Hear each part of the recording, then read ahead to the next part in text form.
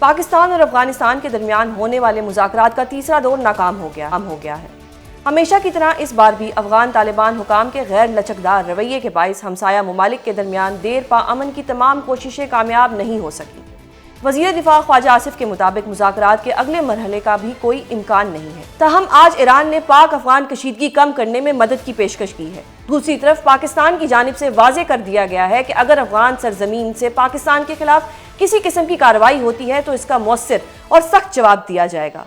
ताहम जब तक अफगानिस्तान की जानिब से सीज़ फायर बरकरार है, पाकिस्तान भी अमन की पॉलिसी पर कायम रहेगा। मुज़ाकरात के दौरान कब कब क्या होता रहा और आखिर मुज़ाकरात नाकाम क्यों हुए, ये सब जानेंगे। हमें ज्वाइन कर रहे हैं टर्की से एशिया वन के ब्यूरो चीफ अनस मलिक। बहुत शुक्रिया अनस, प्रोग्राम में अपना कीमती वक्त देने के लिए। आप इस वक्त टर्की में मौजूद हैं, आपने ये सारी सिचुएशन खुद देखी है, फिजिकली आप वहाँ मौजूद थे। आखिर ऐसा क्या हुआ कि जो डेडलॉक था ये बरकरार रहा, कहाँ पे मुज़ाकरात नाकाम हुए और ये किसकी गलती से हुए?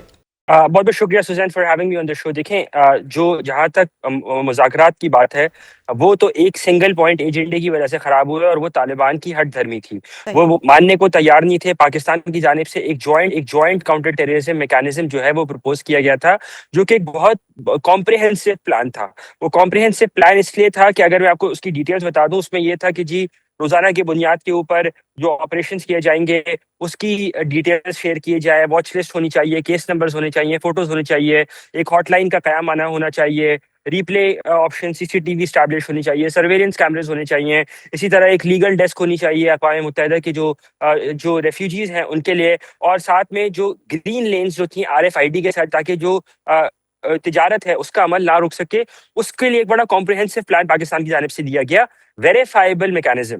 लेकिन अफगान तालिबान की जानिब से ना सिर्फ इस मैकेनिज्म को रद्द किया गया, बल्कि उसके काउंटर में जो उन्होंने अपना प्रपोजल दिया वो तो सालसीन के बकौल इतना मज़ाहिर खेज था कि उसके ऊपर बात करना भी मुनासिब नहीं होगा। सुजैन सही सही। तो मुझे बताइएगा कि अगर पाकिस्तान की तो शुरू से एक पीसफुल नेचर रही है, हमेशा अमन की बात की है, ये अफगानिस्तान के जो लोग हैं या ये लोग जिन जो इस वक्त मुज़ाकरात में मौजूद थे, जो इनके जितने भी इनके रिप्रेजेंटेटिव्स आए हुए थे, वो किसकी सपोर्ट पे इतना सब कुछ कर रहे थे, जबकि वो जानते हैं कि ना उनके पास ऐसी फौज है, ना ऐसे हथियार हैं, ना उनके पास हमारे जैसा जो एक इंटेलेक्चुअल माइंड सेट है, ना उनके पास वो है। रिसेंटली हमने अपने से कई बड़े दुश्मन को शिकस्त दी है, तो किसकी सपोर्ट पे इतना कॉन्फिडेंस इनमें आया हुआ है?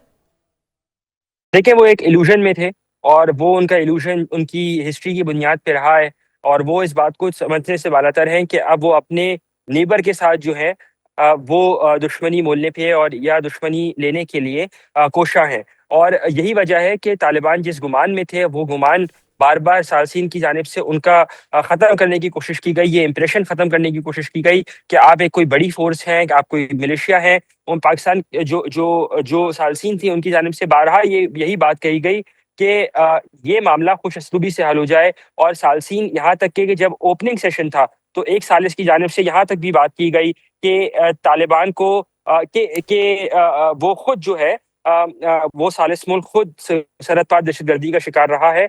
इसलिए वो पाकिस्तान या किसी भी जानिब से जो कंसर्न्स रेज किए गए हैं उसको बखूबी समझ सकता है, लेकिन तालिबान जो है वो एक मैं न मानू की रट पर ही थे। सही। अभी आपने देखा कि टर्की ने एक बहुत अच्छा किरदार अदा किया, कतर ने भी बहुत अच्छा किरदार अदा किया। अब ईरान की तरफ से भी ऑफर आ गई है। ईरान कह रहा है कि वो सालसी का किरदार अदा करेगा। जो ईरान के फॉरेन मिनिस्टर हैं उनकी इसहाक डार साहिब से फ़ोन पे भी बात हुई है। अगर टर्की की तरफ से नहीं वो सालसी मतलब कुछ हो सकी, कोई बात नहीं बन सकी, कतर की तरफ से नहीं बन सकी, डू यू थिंक कि ईरान कोई पॉजिटिव किरदार अदा कर सकेगा और ये जो किसी इल्यूजन्स में है अफगानिस्तान की साइड से, उनकी इल्यूजन या डिल्यूजन ख़त्म होगी? देखें, पहले तो ये कि टर्की का किरदार यहाँ ख़त्म नहीं हुआ है। आने वाले हफ्ते में, जो कि अब हफ्ता पीर से शुरू होगा, इस हफ्ते के अंदर तुर्किया के वज़ीर ख़ारजा हाकान फ़िदान, तुर्किया के वज़ीर दिफ़ा और तुर्किया के जो सरबराह हैं इंटेलिजेंस के इब्राहिम कालिन, ये तीनों पाकिस्तान का दौरा करेंगे। ऐसा बताना है तुर्क सदर रजब तैयब अर्दोगान का।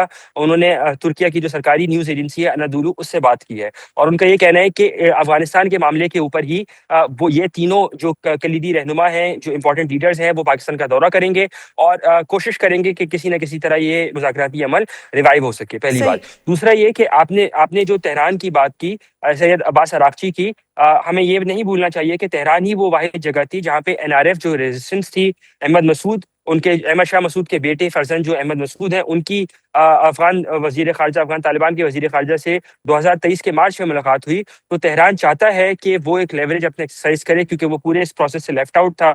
उनको लगता है कि वो शायद अपना लेवरेज पुल कर सकते हैं। एक सही। एक्सरसाइज़ इन फ्यूटिलिटी है, क्योंकि ओनस जो है वो तालिबान के ऊपर लाई करता है। सही। अब ये जो सीज़ फायर है, इसका मुस्तकबिल क्या होगा? आप क्या देखते हैं? ये सीज़ फायर बरकरार रहेगा या इसमें कुछ चेंजेस हो सकते हैं?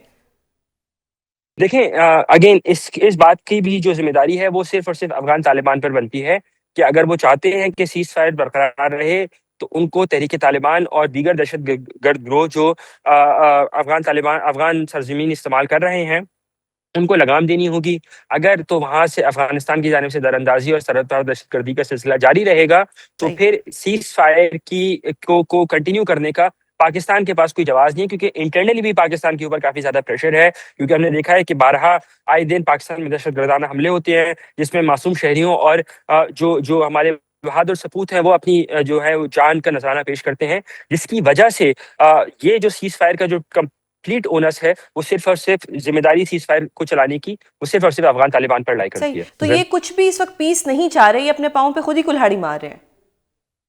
बिल्कुल, अफ़गान तालिबान बज़ाहिर तो नहीं चाहते कि किसी न किसी तरह ये स्टेटस को मेंटेन रहे, और इसीलिए वो डाइवर्शनरी और डिफ्लेक्शन टैक्टिक्स इस्तेमाल कर रहे हैं। लेकिन दुनिया जो है उनकी डाइवर्शनरी और डिफ्लेक्शन टैक्टिक्स को सुई थ्रू करती है। द सही। रीज़न हमने देखा कि जो सालसीन हैं, वो भी बड़ा प्रैक्टिकली पाकिस्तान के जो मौक़िफ़ थे उसको सब्सक्राइब करते और बारहा उसको रिपीट भी करते और तालिबान पर ज़ोर देते कि वो अपनी पोज़ीशन से हटें और रिटन एग्रीमेंट की तरफ, रिटन गारंटी की तरफ आएँ, जो कि पाकिस्तान की कोर डिमांड है। अब ये बात तो जी। वाज़ेह हो चुकी है कि ये एज़ अ प्रॉक्सी यूज़ हो रहे हैं, शायद फ्यूचर में होंगे भी। सबको ये बात समझ आ रही है, ये इनको क्यों नहीं समझ आ रही कि वो मुल्क जो पाकिस्तान से बहुत बुरी इनको मात हुई है, उसके बावजूद ये उस मुल्क की बातों में आके अगर हमारे साथ ये they want to messed up with us, ये इन्हें कौन समझाएगा? ये किस तरह से इस मतलब फिर वही बात कि इस डिलूजन से इन्हें कैसे बाहर लाया जाएगा, क्योंकि उसमें इनका फ़ायदा है। देखें, ये फ़ायदा-नुकसान वाली बात तो उनके खुद समझने की है। पॉलिसी मेकर्स और मुख्तलिफ सालसीन जो हैं वो अपनी कोशिश ही कर सकते हैं, और ये कोशिश की गई है। ये कोशिश सिर्फ़ तुर्किया और कतर की जानिब से नहीं की गई, बल्कि मुख्तलिफ गल्फ़ ममालिक और ख़ित्ते के दीगर ममालिक जो हैं, उनकी जानिब से की गई हो। चाहे वो सऊदी अरब हो, चाहे उसमें मुत्तहिदा अरब इमारात हो, चाहे उसमें चीन का किरदार हो। लेकिन उसके बावजूद भी तालिबान का ये एक बदगुमानी है उनकी, कि उनको लगता है कि वो ऐसे ही, और उनके अपने, क्योंकि उसमें फाइनेंशियल स्टेक्स आ जाते हैं। अगर वो प्रॉक्सी के तौर पे चलेंगे तो उनको पैसे की सप्लाई आती रहेगी। वहाँ तालिबान की इंटरनली डिविज़न हालात ख़राब हैं, हालात वहाँ पे नॉर्मल है नहीं, रेजिस्टेंस बढ़ रही है और ख़वातीन बच्चों को वो हुकूक देख नहीं रहे, सिक्योरिटी का मसला वहाँ पे बढ़ा चला जा रहा है। तो उनके लिए सबसे आसान ये है कि डिफ्लेक्ट और डाइवर्शन के ज़रिए वो, यही सबसे आसान काम है कि हर चीज़ पाकिस्तान पर ब्लेम कर दी जाए, या पाकिस्तान के खिलाफ जो एंटी पाकिस्तान सेंटिमेंट अफ़गानिस्तान में जो है, उसको डायल अप करके अपनी रिलेवेंसी को कंटिन्यू करवा सकें, अपनी लेजिटिमेसी को भी, अपनी कब्ज़े को भी वो लेजिटिमाइज़ करवा सकें।